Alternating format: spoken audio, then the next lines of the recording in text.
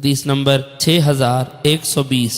حضرت عبداللہ بن زبیر رضی اللہ عنہ فرماتے ہیں جنگ خندق کے دن میں اور عمر بن ابی سلمہ رضی اللہ عنہ حضرت حسان کے قلعے میں عورتوں کے ساتھ تھے۔ کبھی وہ میرے لیے جھک جاتے اور میں دیکھ لیتا، اور کبھی میں ان کے لیے جھک جاتا اور وہ دیکھ لیتے۔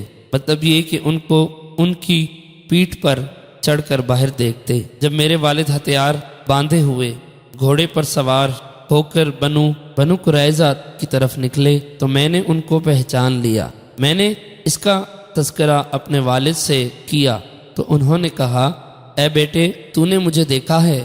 میں نے عرض کیا، جی ہاں۔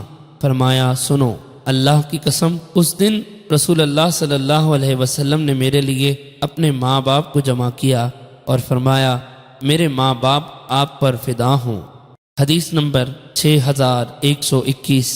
حضرت عبداللہ بن زبیر رضی اللہ عنہ بیان کرتے ہیں کہ جب خندق کے دن میں اور حضرت عمر بن ابی سلمہ اس قلعے میں تھے جس میں عورتیں تھیں، یعنی حضور علیہ السلام کی ازواج مطہرات تھی، اس کے بعد حسب سابق ہے۔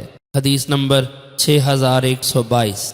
حضرت ابو ہریرہ رضی اللہ عنہ سے مروی ہے، فرماتے ہیں رسول اکرم صلی اللہ علیہ وسلم ہیرا پہاڑ پر تھے۔